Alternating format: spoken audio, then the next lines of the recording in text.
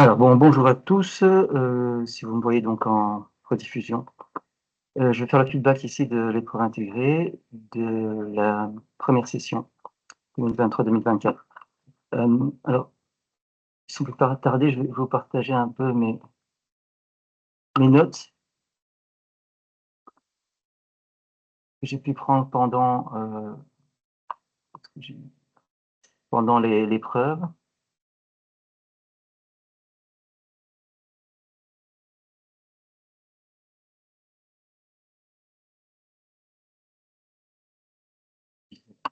Chargé. Bon,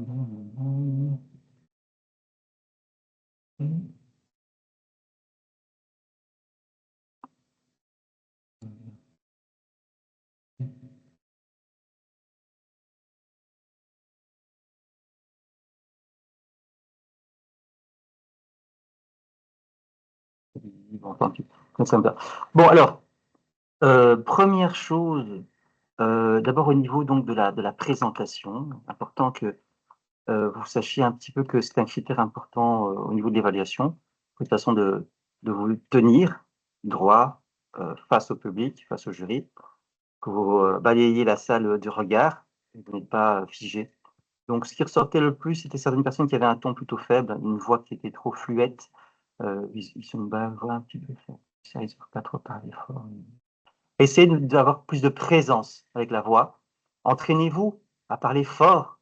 Entraînez-vous, en vous enregistrant et vous réécoutez après ce que ça donne.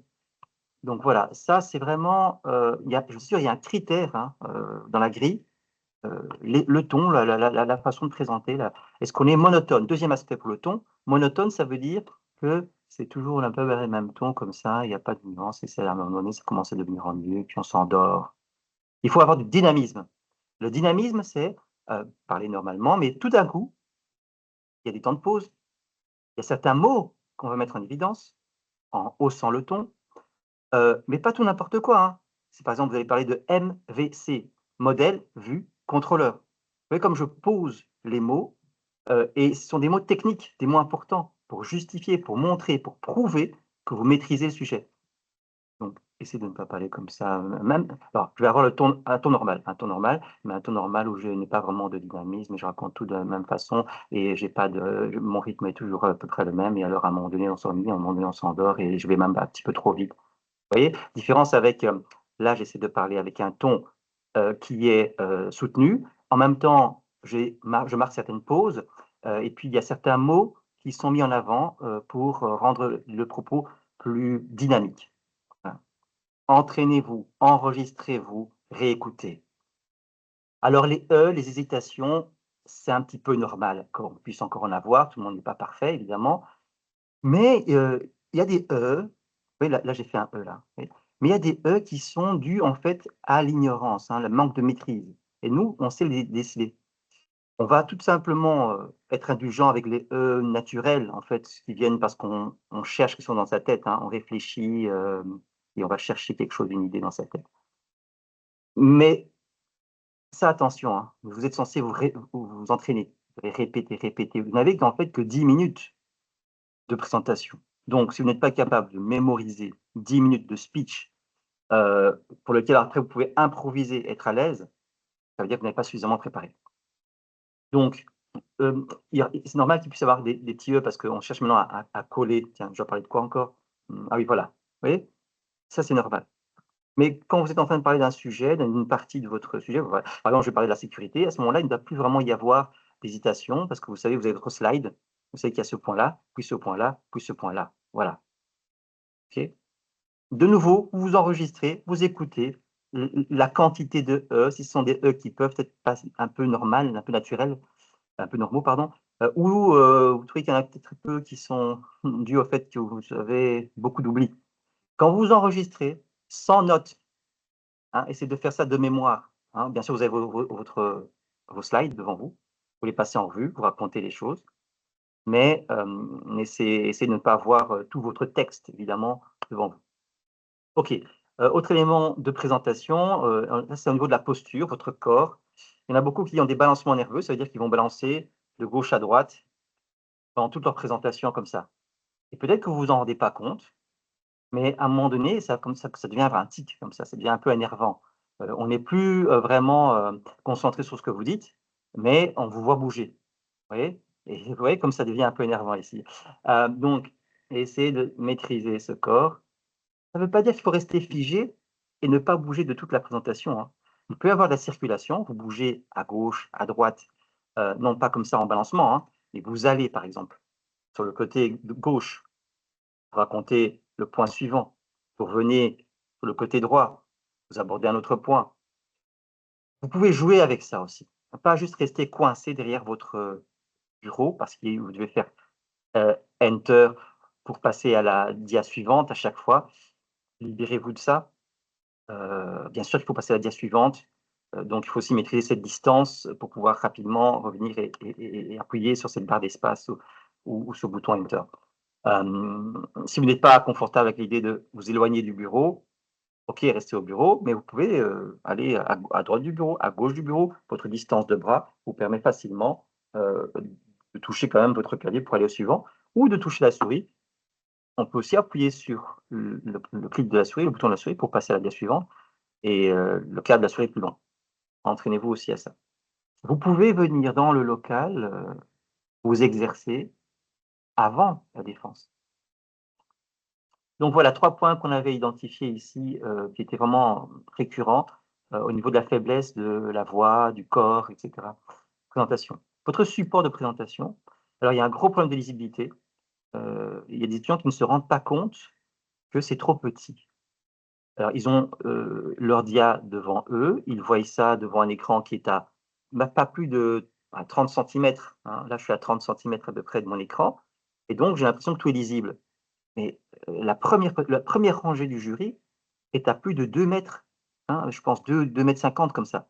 Donc reculez quand vous testez, mettez-vous loin, regardez si effectivement on arrive à lire quelque chose de ce diagramme où tout est écrit en tout petit comme ça.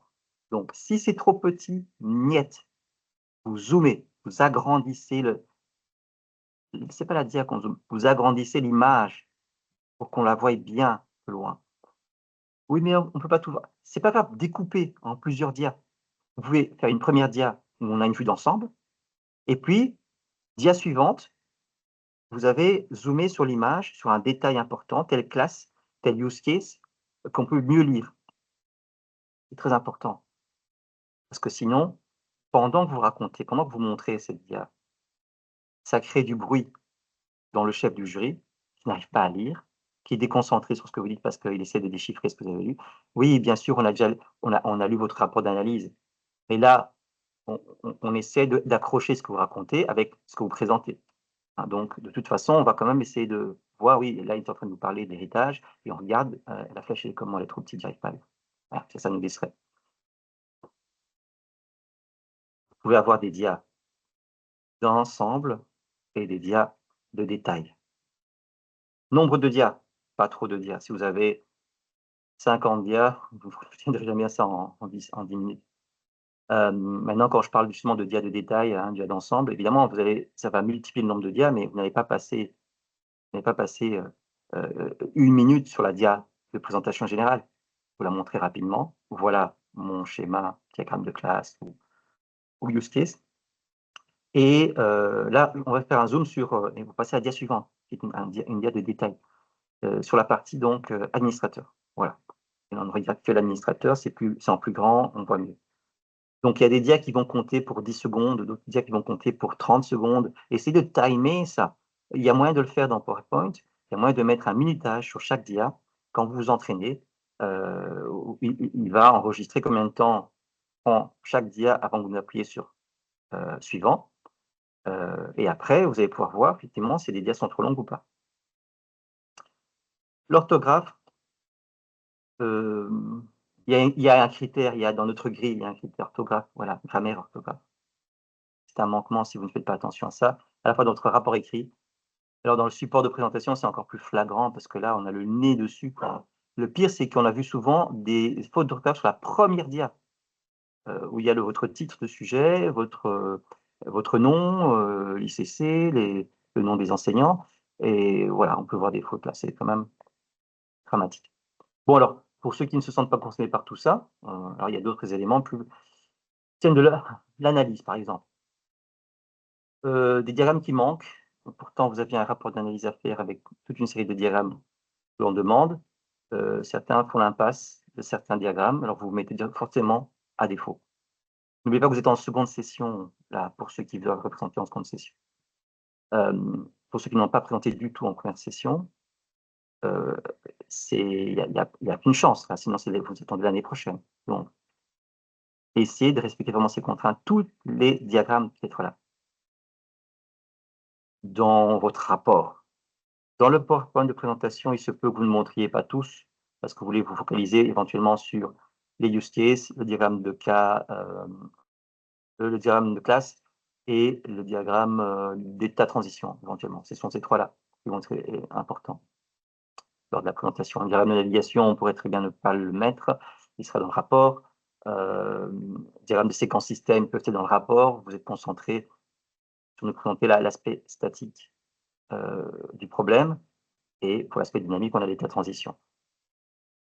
Mais quoi qu'il en soit, il faut tous vos diagrammes dans votre rapport. Et quand vous les faites, respectez le standard UML2. Hein. C'est incroyable qu'on puisse encore avoir des problèmes avec le nom, la nature des flèches. Flèches pleines ou flèches en pointillés, flèches vers la droite ou vers la gauche, include ou exclude. Il vous suffit simplement d'aller chercher une documentation qui est avérée, c'est-à-dire un ouvrage de référence. On en a mis des liens, il me semble quand même suffisamment pour vous aider. Je pense que c'est le stage, pardon. Et si exemple de diagramme, non, c'est l'exemple de, oui, de classe. Ici, état de transition, pour vous aider un petit peu à bien faire ça. Et puis je pense que dans les documents, il doit y avoir, quoi qu'il en soit, si jamais vous cherchez, moi je vous dis simplement UML2 par la pratique. Voilà, cet ouvrage-là, pour avoir quelque chose qui est correct au niveau des types de flèches, des stéréotypes, hein, le bonhomme à gauche ou à droite. Revoyez aussi votre cours, parce que ceci a été expliqué au cours d'analyse, mais faites-les valider. Si vous remettez les livrables à temps, vous pouvez les faire valider. Lisibilité aussi dans le diagramme d'analyse, c'est vient un peu à ça, mais là c'est plus parler évidemment du diagramme dans les rapports. S'ils sont trop petits, n'hésitez pas à faire des zooms, à montrer, de le décomposer en plusieurs morceaux et mettre les détails. S'ils sont surchargés, il faut les simplifier d'abord, faire une version simplifiée, puis une version détaillée ensuite. Donc plusieurs fois le diagramme.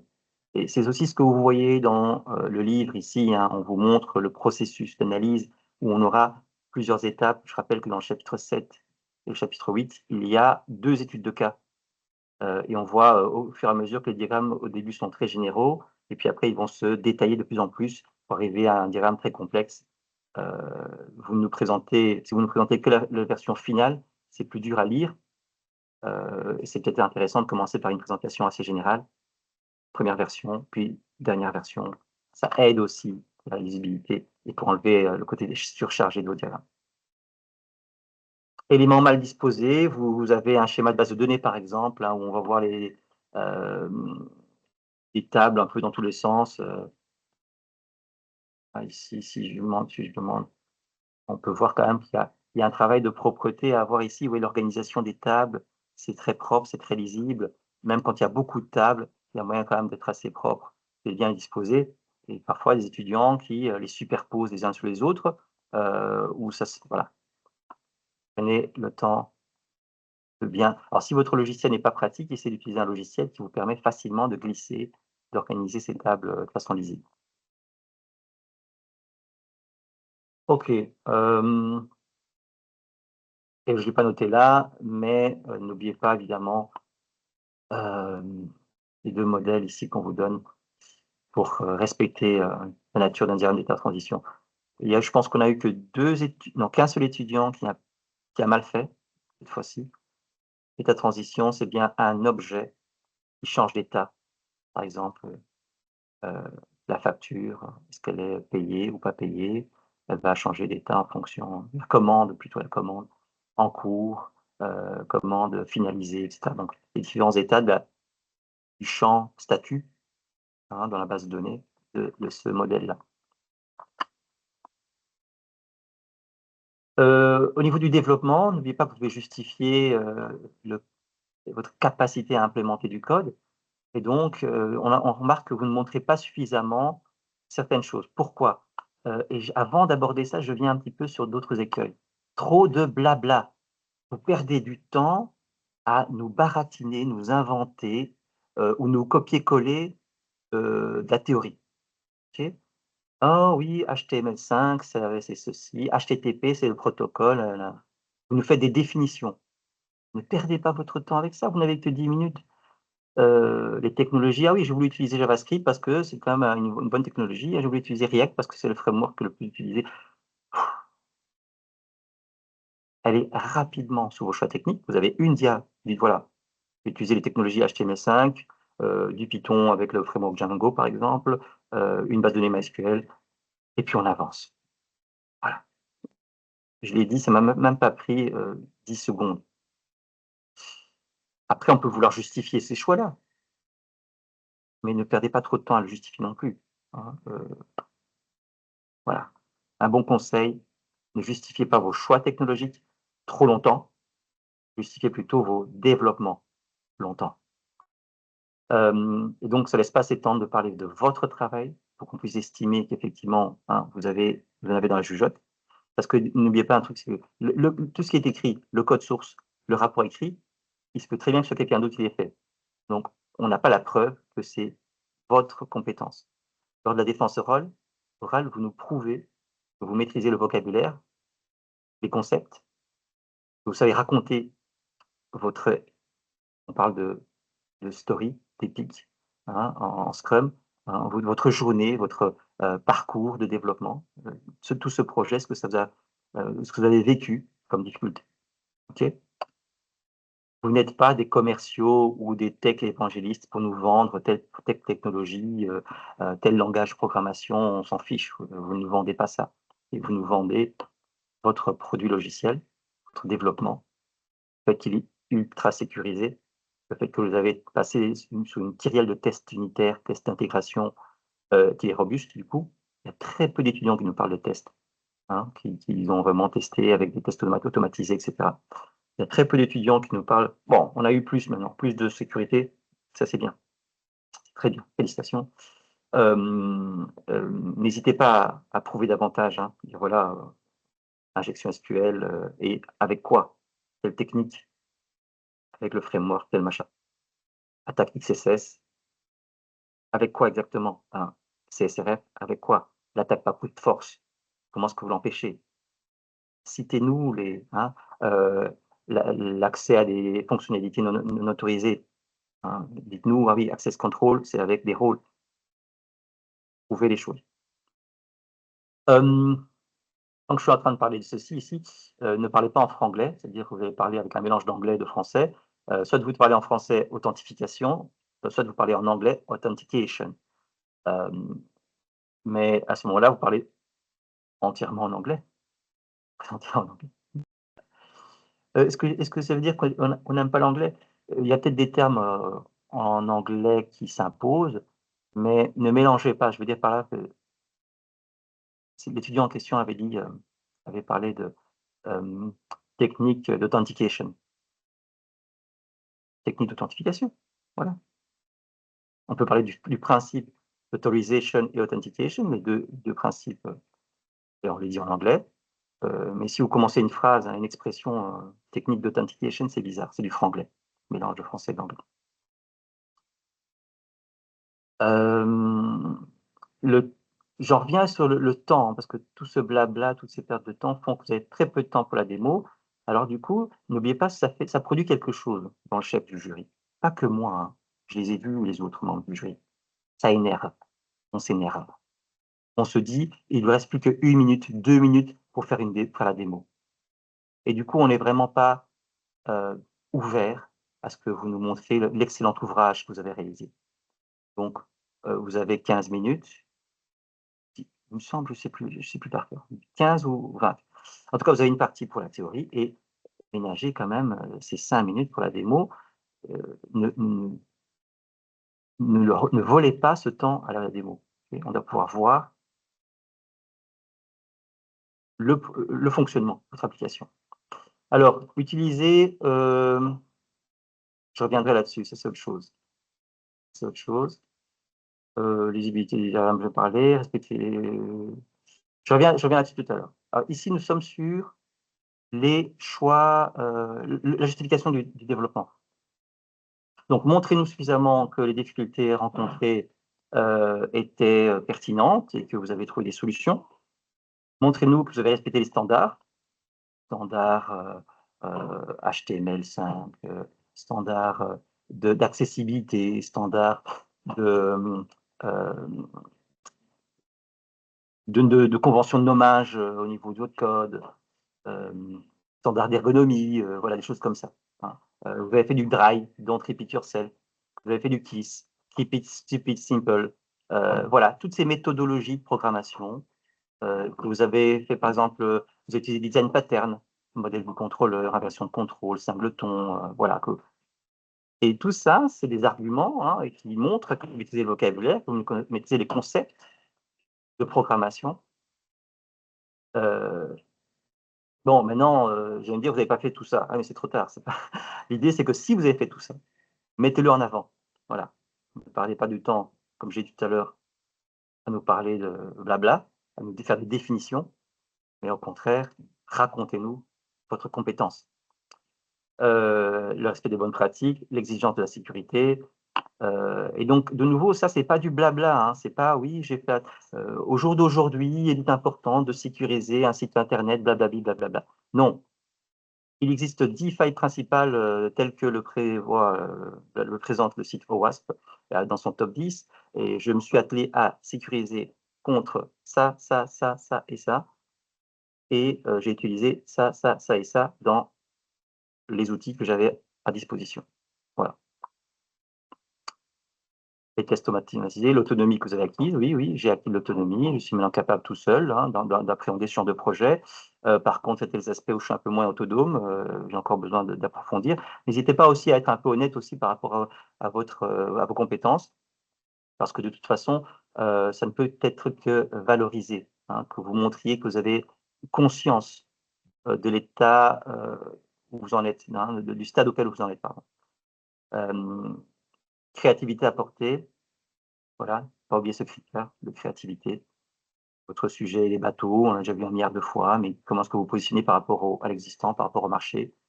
Qu'est-ce qui va faire que, on va ça va attirer l'œil?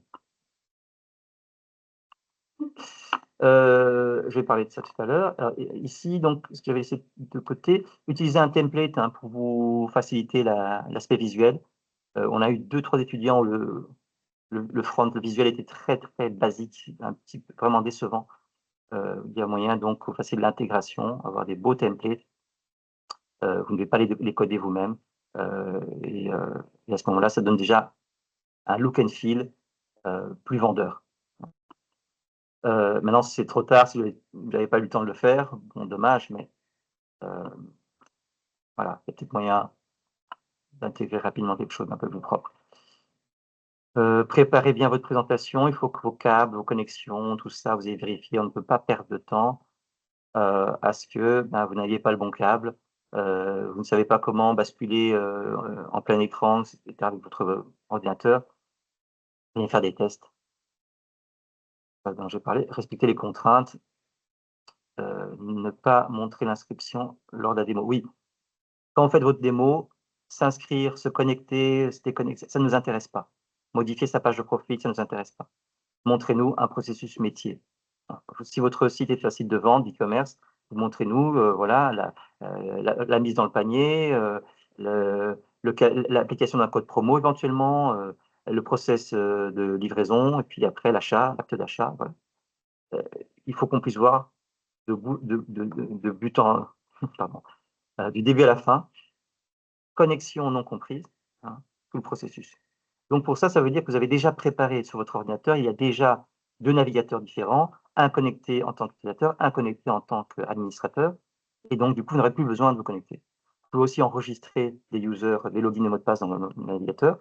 Chaque fois que vous vous connectez, vous avez un gestionnaire de mots de passe et il enregistre, hein, les logins et mots de passe. Ça permet facilement de changer de user. Par exemple, si vous voulez dire: «Oui, j'ai un user qui est VIP», donc là, vous vous déconnectez et vous vous reconnectez en user VIP. Si vous avez enregistré les mots de passe au préalable, ça va plus vite que si vous devez vous en souvenir vous-même et tout ça. De nouveau, ça, vous drillez. Vous avez 5 minutes de démo, vous vous entraînez à faire une démo de 5 minutes. Prenez, 1 heure de votre temps pour vous driller, voilà, est-ce que j'arrive à faire bien, fluide, et cetera. Vous vous enregistrez et vous regardez après ce que ça donne. Langue soutenue, on a eu, un étudiant qui avait plutôt un langage un peu trop, relâché, les mains dans les poches, une attitude un petit peu je m'en foutiste, voilà. C'est bête, c'est dommage, mais ça fait mauvais effet. Donc voilà, vous êtes en train de présenter devant un jury, mettez-vous en valeur.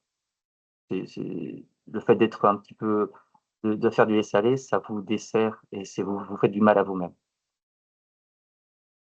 Les commits dans votre versionning doivent être nombreux, voilà. On a eu des étudiants qui nous ont dit: «Oui, mais moi je codais, je faisais des commits, 1 fois par mois», non, bah, ouais, la journée, refusé, refusé. Voilà, ça devient vraiment le versionning un critère sine qua non. Respecter les contraintes, heu, ici, voilà, il faut obligatoirement un versioning complet et valide, un back office de gestion, une API, production, pas consommation. C'est votre API que vous avez, votre application produit une API auquel on peut se connecter par une autre application. Alors il faut c'est pas une API, extra géniale, hyper compliquée, hein. Nous, on veut juste un minimum, voilà, on en a que 2-3 endpoints, get, post, voilà, get, post, put comme ça et delete éventuellement, que vous nous montriez un peu que ça, vous savez faire. N'oubliez pas qu'elle doit être authentifiée. Donc on ne se connecte pas comme ça, comme on veut avec cet endpoint. Donc il faut aussi, token d'authentification. Système de paiement, ça c'est bien, super, quasi tout le monde avait ça. Multilinguisme, obligatoire, au moins 2 langues. Voilà nos contraintes et voilà, bon. Qu'est-ce qu'il nous reste? Qu'est-ce qu'il nous reste? Ma grille de critères, voilà. Ça c'est ma grille à moi personnellement, c'est pas forcément celle des autres jurys, mais je vous la partage. Moi je regarde, est-ce que vous avez un CRUD? Donc une ressource qu'on peut créer, supprimer, modifier, lire, et je regarde comment vous gérez le delete. Est-ce que, quand on supprime un client, toutes ces commandes sont supprimées? Bah oui. Bah non, catastrophe. Et l'obligation légale alors? L'obligation légale de garder une trace, voilà. Donc, pensez à faire du soft delete, hein, comment est-ce qu'on fait du soft delete, versus le hard delete? Votre schéma de base de données, je regarde s'il est cohérent, propre, lisible, voilà, si les champs sont bien définis. Vos templates, donc je regarde si, la page les pages sont propres, présentables, le menu navigation est correct, les fonctionnalités sont bien disposées, et ça, c'est peut-être plus côté UI. Voilà, l'ergonomie, l'efficacité. Donc ces 2 critères-là, c'est un peu la même chose, hein. Le template est bien choisi et l'expérience utilisateur, UX, est bonne. La sécurité, ouais, voilà, les principales failles, pas forcément toutes, mais les principales. Il suffit qu'il y ait quand même eu un souci là-dessus, une attention portée là-dessus. Moi, c'est ça bon. Heu, Sinon je dis oui, c'est négligé. Législation, vous n'êtes pas juriste, on n'attend pas de vous vraiment quelque chose de très exhaustif, mais voilà, vous avez dans votre rapport, lorsqu'on vous pose des questions, vous avez su tenir compte des obligations et c'est pas que de nous parler de la GDPR, hein. Il y a d'autres notions, comme justement au niveau des sites commerciaux, garder des traces, hein, des transactions à des fins donc de vérification, ne serait-ce que pour les finances, ministère des Finances. Je passe. La bibliographie, n'oubliez pas de respecter le standard ISO 690, et de mettre une bibliographie, qui soit valable dans votre rapport. Le respect du temps, dépassement, du temps, trop peu de temps pour la démo. Les tests, j'avais demandé minimum, 100 lignes par table. Donc il me faut 100 users, 100 commandes, 100 produits, voilà. Sauf pour les tables où c'est pas naturel d'en avoir 100. Si vous avez que 10 catégories, c'est bon, vous mettez 10 catégories. Mais il est logique qu'on ait au moins 3 000, 20 000 utilisateurs dans un site quand même qui marche. Je vous en demande que 100. Le processus métier, donc il faut au moins qu'on ait un processus complet de bout en bout. Donc l'idée, c'est que vous n'êtes pas obligé de faire 20 000 fonctionnalités.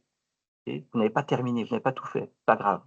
Du moment que vous avez l'essentiel, le MVP, Minimal Viable Product, et qu'on puisse voir qu'il y a un processus métier de bout en bout qui fonctionne, sans bug. Donc voilà,